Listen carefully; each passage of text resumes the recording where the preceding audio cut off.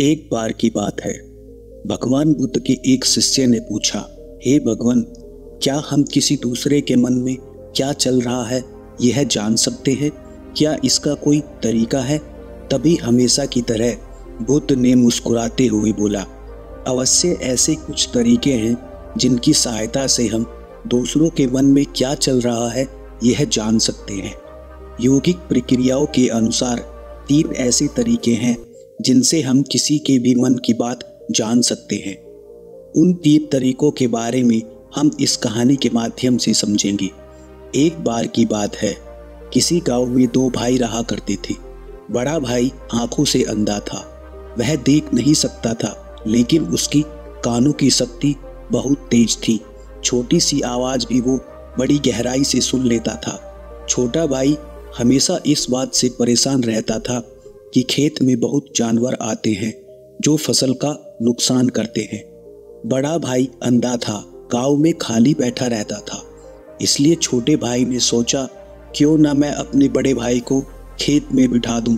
वो अपने खेत में एक छोटी सी झोपड़ी बना देता है और अपने अंधे भाई को खेत में बिठा देता है और उससे कहता है कि यदि तुम्हें किसी भी जानवर की आहट सुनाई दे तो वहीं पर चिल्लाना शुरू कर देना, ताकि वो जानवर हमारे खेत से भाग जाए और हमारी फसल को कम नुकसान हो। वो अंधा युवक अपने छोटे भाई की बात मानकर वही खेत में रहना शुरू कर देता है। वहां रहते उसको काफी दिन हो गए थे। एक दिन उसके खेत में एक हिरन भागता हुआ आया और उस खेत की बाड़ को तोड़कर वहां से भागता हुआ चला गया। तभी उसका पीछा करते हुए एक राजा वहां पर पहुंचा और वो राजा उस अंधे आदमी से पूछता है कि भाई, मैं एक जानवर का पीछा कर रहा था, क्या तुमने किसी जानवर को देखा है?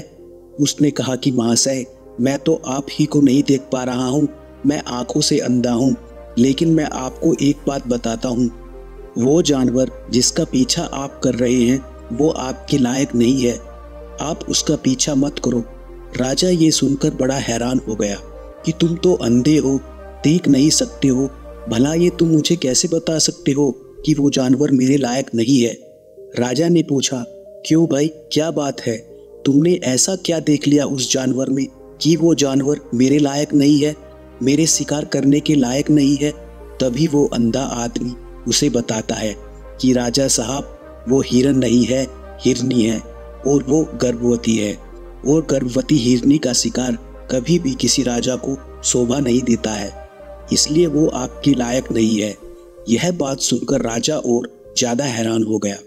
राजा ने सोचा कि यह तो अंधा है, भला इसे कैसे पता चला कि वह गर्भवती है? राजा ने उस अंधे आदमी को कुछ नहीं कहा और उसने अपने सेनापति को कहा कि किसी भी हालत में जो हिरन भागा है उसे पकड़ना ही होगा, और वो भी जिंदा, क्योंकि मुझे पता लगाना है कि वो गर्भवती है या नहीं। क्योंकि यह अंधा आदमी बड़े विश्वास के साथ यह बात कह रहा है कि वह गर्भवती हिरनी है। यह सुनकर वह सेनापति उस हिरनी का पता लगाना शुरू कर देता है। कुछ समय बाद सेनापति वापस राजा के पास आता है और राजा को बताता है कि राजा साहब, बात तो बिल्कुल सही है, वो एक गर्भवती हिरनी थी। यह पता लगने के बाद राजा ने सोचा कि भला एक अंधा आदमी कैसे पता लगा सकता है कि वो हिरनी गर्भवती थी। राजा को यह बात हजम नहीं हुई, राजा बेचैन हो गया। राजा ने सोचा, यह आदमी तो अंधा है, भला इसे कैसे पता चला कि वो हिरनी है और वो गर्भवती भी है? आश्चर्यजनक की बात है। अब राजा के मन में यह बात पक्की बैठ गई कि मुझे कैसे भी पता लगाना ही होगा कि उस अंधे आदमी को यह सब कैसे पता चला। तभी वो राजा उस अंधे आदमी के पास पहुंच जाता है और उससे कहता है कि मैं तुमसे एक बात पूछना चाहता हूँ, तुमको कैसे पता चला कि वो हिरनी है और वो भी एक गर्भवती हिरनी है? तुम्हें तो हिरन और हिरनी के बीच का अंतर भी नहीं पता होगा, लेकिन फिर भी तुमने यह सब कैसे पता लगा लिया? क्या तुम कोई जादूगर हो या कोई चमत्कारी पुरुष? अंधा आदमी बड़ी सरलता से कहता है कि राजा साहब, जब आप उस हिरन का पीछा कर रहे थे तो वो भागती हुई मेरे खेत में पहुंच गई। मेरे खेत की जो बाड़ है वो बहुत ऊंची नहीं है, वह छोटी सी बाड़ है। कोई भी हिरन बड़ी आसानी से उसे कूदकर पार कर सकता है। लेकिन यह हिरनी कूदने की बजाय उस पहाड़ को तोड़कर खेत में घुसी थी। यदि वो कूदकर जाती तो उसके बच्चे को या उसको नुकसान हो सकता था, और इसी बात से मैंने पता लगा लिया कि वो गर्भवती थी। राजा ने सोचा कि भले ही यह आदमी अंधा है, लेकिन है बड़ा ज्ञानी। इस आदमी का कुछ इस्तेमाल करना चाहिए, इससे कुछ काम निकलवाना चाहिए। इसके बाद वो राजा अपने नगर में चला जाता है। रात भर सोच विचार करने के बाद अगली सुबह वो अपने सेनापति को उस आदमी के पास जाने को कहता है और अपने सेनापति से कहता है कि उस अंधे आदमी को अपने साथ अपने महल में लेकर आओ। अंधे आदमी को पता था कि राजा जरूर कुछ ना कुछ ऐसा काम मुझे देंगे जो मुझे पक्का मुसीबत में डाल देंगे, लेकिन राजा का हुक्म था, इसलिए उसे महल तो चलना ही था। महल में पहुंचने के बाद राजा ने उससे एक सवाल पूछा कि तुम तो बड़े ज्ञानी हो, तुम तो किसी के मन की भी बात थोड़े से समय में जान लेते हो, इसलिए मुझे यह बताओ कि मेरी पत्नी पतिव्रता है या नहीं। अंधा आदमी राजा को समझाने की कोशिश करता है कि राजा साहब, इन बातों में कुछ नहीं रखा है। अगर आप दूसरे की मन की बात को जानने की कोशिश करोगे तो हो सकता है यह आपको दुख पहुंचाए, इसलिए जाने तो साहब, यह मत करो। तभी राजा ने कहा, नहीं, मुझे यह जानना ही है और तुम मुझे बताओ, नहीं तो तुम्हें सजा मिलेगी। अब वो अंधा आदमी हामी भर लेता है, लेकिन उसके लिए वह राजा से कहता है कि राजा साहब, इसके लिए आपको एक काम करना पड़ेगा। आपको अपनी पत्नी को मेरे साथ अकेले कमरे में छोड़ना होगा। ये बात वो राजा मान लेता है और अपनी पत्नी को उस अंधे आदमी के साथ एक कमरे में छोड़ देता है। राजा की पत्नी को कुछ भी नहीं पता था कि उसके साथ क्या प्रयोग किया जा रहा है। उसे ये डर सताने लगा कि कहीं मेरा पर्दाफाश ना हो जाए, क्योंकि राजा की पत्नी पतिव्रता नहीं थी। कमरे में जाने के बाद राजा की पत्नी बड़ी घबराई हुई आवाज में कहती है कि पता नहीं राजा साहब मुझ पर क्यों शक करते हैं। शायद आपको उन्होंने मेरे साथ यूं ही छोड़ा है ताकि आप मेरे मन की बात जान लो। क्या आप सच में दूसरों की मन की बात को पढ़ लेते हैं? ये बातें राजा की पत्नी बड़ी घबराई हुई आवाज में बोल रही थी। उसकी सांसें तेज चल रही थी। उसकी बातें सुनने पर अंधे आदमी को ऐसा महसूस हुआ जैसे वो किसी चोट के पकड़ जाने के डर से कांप रही हो। अंधे आदमी ने उससे कहा कि आप इन दोनों उंगलियों में से कोई एक उंगली पकड़े। राजा की पत्नी पहले से ही घबराई हुई थी। कभी वो एक उंगली पकड़ती तो उसे छोड़कर तुरंत दूसरी उंगली पकड़ लेती। कुछ देर बाद अंधे आदमी ने बाहर आकर राजा को बताया कि हे राजन, यह सुनकर आपको दुख लगेगा, लेकिन आपकी पत्नी पतिव्रता नहीं है। ऐसा नहीं था कि राजा को अपनी पत्नी के बारे में नहीं पता था, वो तो बस उस अंधे आदमी की परीक्षा ले रहा था। अब तो राजा को और भी ज्यादा हैरानी हुई।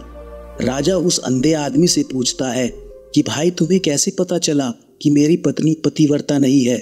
उस अंधे आदमी ने कहा कि राजा साहब, मैं देख नहीं सकता, इसलिए मुझे अपने कानों पर ही विश्वास करना पड़ता है। मेरे कान जो सुनते हैं उसे बड़ी गहराई से सुनते हैं। जब आपकी पत्नी मेरे साथ बातचीत कर रही थी तो उससे साफ प्रदर्शित हो रहा था कि वो बहुत डरी हुई है। उसे किसी चोट के पकड़ जाने का डर सता रहा था, और जब मैंने उसे अपनी उंगलियां पकड़ने के लिए कहा तो वो उंगलियों को बार बार बदल रही थी। अगर वो पतिव्रता होती और उस पर गलत आरोप लगाए जाते तो वो रोती, गुस्सा करती, लेकिन कभी डरती नहीं। डरता वही है जिसके मन में झूठ या पाप छुपा होता है। बस मैंने उस डर को महसूस कर लिया और मुझे पता लग गया। राजा उस अंधे आदमी से कहता है कि मेरा एक और आखिरी सवाल है, इसका जवाब देने के बाद मैं तुम्हें जाने दूंगा। मुझे बताओ कि तुम दूसरों के मन की बात कैसे जान लेते हो? कैसे तुम पता लगा लेते हो कि यह बात सही है या गलत? अंधे आदमी ने राजा को समझाते हुए कहा कि राजा साहब, 3 तरीकों से हम किसी के मन की बात को जान सकते हैं। अंधे आदमी ने बताना शुरू किया कि राजा साहब, मैं तो अंधा हूँ, इसलिए मैं उतनी गहराइयों से किसी बात को समझ नहीं सकता जितना कि एक आंखों वाला आदमी समझ सकता है। लेकिन आदमी के पास जब आंखें होती है तो आंखें उसे बाहर की ओर ले जाती है, लेकिन अगर वो अपने मन को स्थिर करता है और शांत कर लेता है विचारों से खाली कर लेता है तो वो सामने वालों की आंखों में देखकर, उसके चेहरे को देखकर यह पता लगा सकता है कि उसका भाव क्या है। राजा साहब शब्दों के जाल में पड़ने की बजाय उसकी बातों पर ध्यान देना शुरू करें। उसके भाव क्या प्रदर्शित कर रहे हैं, क्या वो जो बोल रहा है उसके भाव उसके साथ मेल खा रहे हैं या नहीं। अगर उसके भाव अलग हैं, शब्द अलग हैं, तो साफ सी बात है, जाहिर है कि वो झूठ बोल रहा है। इसलिए सबसे पहला तरीका है कि शब्दों से ज़्यादा भाव को अहमियत देना सीखो और फिर ये समझ लो कि उसके भाव और शब्दों में एक संबंध स्थापित हो रहा है या नहीं। उदाहरण के लिए आपकी पत्नी को जहाँ पर रोना चाहिए था, गुस्सा करना चाहिए था, वहाँ पर वो डर रही थी और साथ में यह भी बोल रही थी कि मैं पतिव्रता हूँ, मैंने अपने पति को कभी धोखा नहीं दिया। लेकिन यह बात समझने की थी कि यह शब्द बोलते हुए उसे डरने की क्या जरूरत थी। दूसरा तरीका समझने के लिए तुम्हें अपने मन को बिल्कुल शांत करना होगा, एकाग्र करना होगा। जब तुम पूरी एकाग्रता के साथ सामने वालों की आंखों में आंखें गड़ाकर देखते हो, ध्यान से सुनना राजा साहब, जब आंखें गड़ाकर देखते हो तो तुम्हें उसके भाव, तुम्हें उसके मन की बात स्पष्ट दिखाई देने लगती है। लेकिन तुम्हें उसके लिए सामने वालों की आंखों में एकटक देखना होगा, बिना पलक झपकाए। और तुम्हारी आंखें बिना पलक झपकाए तभी रह सकती है जब तुम्हारा मन शांत हो और उसमें कोई विचार ना हो। जितनी स्थिर तुम्हारी दृष्टि होगी उतना ही सच सामने वाला तुम्हारी आंखों में देखकर बोलेगा। वो तुमसे झूठ नहीं बोलेगा। चाहे तो तुम इसको अपने जीवन में प्रयोग करके देख लेना। और आंखों के स्थिर होने के साथ तुम्हारे कान भी खुले होने चाहिए। वो जो बोल रहा है उसके प्रति तुम्हारे कान पूरी तरह से सजग होने चाहिए। जितना तुम ध्यान के द्वारा वर्तमान में रहने का प्रयास करोगे, तुम सामने वाले के मन की बात उतनी ही आसानी के साथ जान पाओगे और साथ में उनका झूठ भी पकड़ पाओगे। और सबसे आखिरी तरीका जिससे तुम किसी के मन की बात बड़ी आसानी से जान सकते हो, उसके लिए तुम्हारे पास मनुष्य की शारीरिक क्रियाओं को समझने की समझ होनी चाहिए। उदाहरण के लिए, जब कोई तुम्हें यकीन दिलाने के लिए अपने हाथों का ज़्यादा इस्तेमाल करता है तो इसका मतलब यह होता है कि वो ज़बरदस्ती तुम्हें अपनी बातों पर यकीन दिलवाने की कोशिश कर रहा है। उसी प्रकार किसी के सवाल पूछे जाने पर अगर कोई आदमी तुम्हारी आंखों से आंखें चुराकर बातें कर रहा है या फिर इधर उधर देख रहा है तो इसका मतलब यह हुआ कि वह आदमी झूठ बोल रहा है। लेकिन इसके लिए तुम्हारे अंदर वो समझ होनी चाहिए जो मनुष्य की शारीरिक क्रियाओं को देखकर समझ में आती है। ये 3 तरीके सुनकर राजा बहुत संतुष्ट हो गया और उसने उस अंधे आदमी को बहुत सारा धन देकर वापस उसकी झोपड़ी में भिजवा दिया।